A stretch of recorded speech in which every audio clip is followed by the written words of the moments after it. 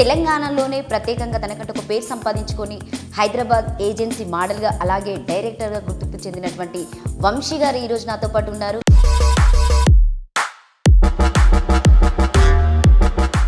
అసలు ఎందుకు మోడలింగ్ ఎంచుకున్నారు? సో డిగ్రీలో ఉన్నప్పుడే మా సార్ జువాలజీ సార్ ఒక తను ఉండే.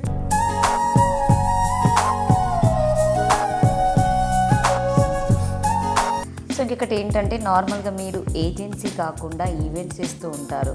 సో మళ్ళీ మూవీస్కి డైరెక్టర్ కూడా. మీరు డైరెక్టర్ అన్నారు, బట్ నేను మూవీ డైరెక్టర్ని అయితే ఏం కాదు కానీ. హాయ్ హలో నమస్తే, నేను మీ anchor Lavanya. Welcome to Social Post TV. So ప్రస్తుతం మనం హైదరాబాద్ గురించి చెప్పుకోవాల్సిన అవసరం లేదండి, ఎందుకంటే తెలంగాణలోనే ప్రత్యేకంగా తనకంటూ ఒక పేరు సంపాదించుకొని హైదరాబాద్ ఏజెన్సీ మోడల్గా అలాగే డైరెక్టర్గా గుర్తింపు చెందినటువంటి వంశీ గారు ఈరోజు నాతో పాటు ఉన్నారు. ఒకసారి వంశీ గారి మాటల్లోనే అడిగి తెలుసుకుందాం. సార్ నమస్తే. హాయ్ అండి. ఎలా ఉన్నారు? All good, fantastic. మీరు? బాగున్నా. అందరికి మీరు హాయ్ చెప్తారనుకుంటా. నమస్కారం కంటే నమస్కారం, ప్రతి నమస్కారం అని పెట్టారు. తెలంగాణ సంప్రదాయం. అసలు ఎందుకు మోడలింగ్ ఎంచుకున్నారు? మోడలింగ్లోకి రావడానికి రీజన్ ఏంటి? అంటే మీరు చదివింది వేరు, సో మీరు ఎంచుకున్నది వేరు, మనలో తెలంగాణలో. సో ఎందుకంటే దాదాపుగా అందరు మనకి ముంబై అయినా కావచ్చు, నార్త్ ఇండియన్కి అయినా కావచ్చు, సో వాళ్ళే ఎక్కువగా వస్తూ ఉంటారు. బట్ వాళ్ళని ధీటుగా మీరు ఇప్పుడు దిగజారి మొత్తానికి మోడలింగ్లో ఫేర్ తెచ్చుకున్నారు ఇక్కడ హైదరాబాద్లో. అసలు ఏంటి చెప్పండి, రీజన్ చెప్పండి. సో యాక్చువల్లీ ఫస్ట్ నేను డిగ్రీలో ఉన్నప్పుడు, అంటే కరీంనగర్ గోదావరి కన్లో నేను డిగ్రీ కంప్లీట్ చేశాను. సో డిగ్రీలో ఉన్నప్పుడే మా సార్ జువాలజీ సార్ ఒక తను ఉండే. సో నేను కాలేజ్కి చాలా డిఫరెంట్ వేలో, ఎవ్రీడే న్యూ వేలో వెళ్ళేవాడిని. సో అప్పుడు అండ్ స్టడీస్లో నెంబర్ 1 ఉండేది, ఎంత డిఫరెంట్ వేలో ఉన్నా. సో అప్పుడు మా రాజు సార్ చూసి మీరు ఇట్లా నిఫ్ట్కి అప్లై చేయండి అని చెప్పారు. నిఫ్ట్ అంటే national institute of fashion technology, so government సంస్థ అది. సో అది నేషనల్ లెవెల్లో ఉంటుంది కాంపిటీషన్. దాంట్లో అప్లై చేద్దాము అనేసి ఆ ప్రాసెస్లో అప్లై చేయడం జరుగుతూ, సో ఆ ప్రాసెస్లో నాకు ఫ్యాషన్ గురించి తెలుస్తూ ప్రజెంట్ ఇక్కడ హైదరాబాద్ మోడల్స్ ఏజెన్సీ అని స్టార్ట్ చేయడం జరిగింది. ఏ ఇయర్లో స్టార్ట్ చేశారు? సో ఇది 2011-12లో ఆ టైంలో స్టార్ట్ అయింది. బట్ నేను మోడల్గా 2007, 8, 9 ఆ టైంలోనే నేను మోడల్గా ఉన్నాను. ఓకే. నేను మోడల్గా ఉంటూ తర్వాత ఏజెన్సీ ఏంటి అంటే ఫస్ట్ మేల్ మోడల్స్ని ప్రమోట్ చేయడానికి స్టార్ట్ అయిన ఏజెన్సీ ఇది. సో అక్కడ నుండి చాలామంది మోడల్స్కి ఫ్రీలాన్సింగ్గా వర్క్ చేసేవాళ్ళం. ఫ్రీలాన్సింగ్ మీన్స్ హియర్ ఫ్రీగా వాళ్ళకి వర్క్ చేసేవాళ్ళం. దాని తర్వాత మన జాబ్ ఇదే అని తెలుసుకొని సో దీన్నే కమర్షియల్గా టర్న్ అప్ చేయడం జరిగింది. సో అప్పటి నుండి సక్సెస్ రేట్ అనేది ఎక్కువగా ఉందన్నట్టు. 2009 నుండి 2023 వరకు కదా. అంటే 2009 ఉన్నటువంటి జనరేషన్కి అప్పుడు మనకి సోషల్ మీడియా లేదు, ఇలా పబ్లిసిటీ చేసుకోవడానికి కూడా లేదు. సో మీరు ఆ 2009 నుండి 2023-24 వరకు అప్పుడు ఉన్నటువంటి జనరేషన్ మీరు ఎట్లా క్యాలిక్యులేషన్ చేశారు? అంటే ఇంత మోడలింగ్లోకి వస్తుంది, జనాలు ఇట్లా విపరీతంగా ఫ్యాషన్కి అంటే ఇష్టంగా చూపెడతారని చెప్పేసి ఎలా అనుకున్నారు? ఎగ్జాక్ట్లీ. అంటే ఒక రకంగా చెప్పాలి అంటే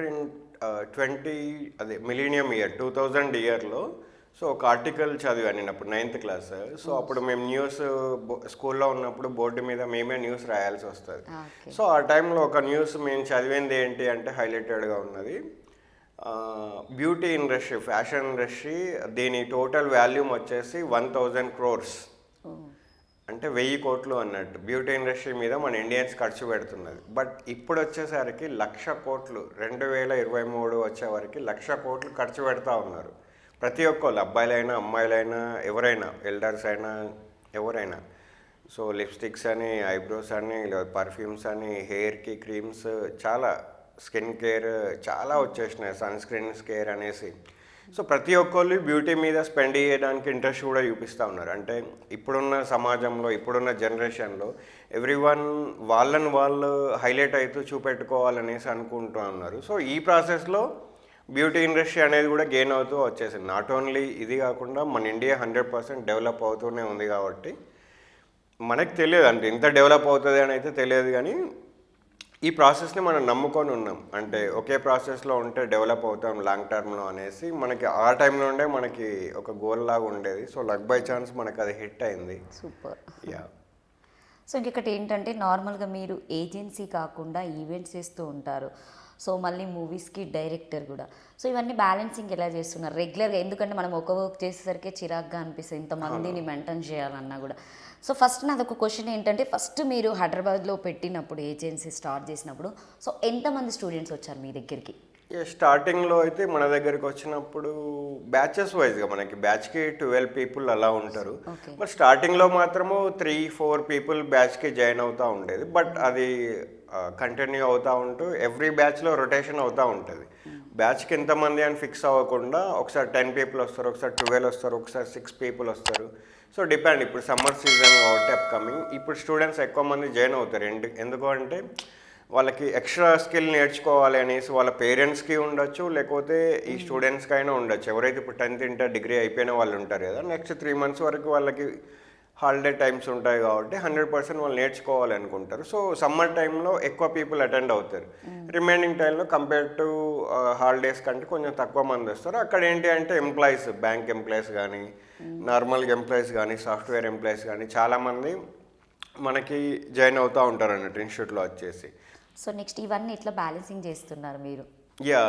ఎస్ ఎగ్జాక్ట్లీ. అంటే మీరు డైరెక్టర్ అన్నారు, బట్ నేను మూవీ డైరెక్టర్ని అయితే ఏం కాదు కానీ యాడ్ ఫిలిం డైరెక్టర్ని. యాడ్స్ ఎక్కువ చేస్తూ ఉంటాను. సో ఇప్పటివరకు ఆల్మోస్ట్ ఒక 100+ యాడ్స్ వరకు మేము ఏమంటారు మోడల్స్ని ఇవ్వడం జరిగింది ఏజెన్సీ నుండి. అండ్ మేము కొన్ని డైరెక్షన్ చేయడం జరిగింది.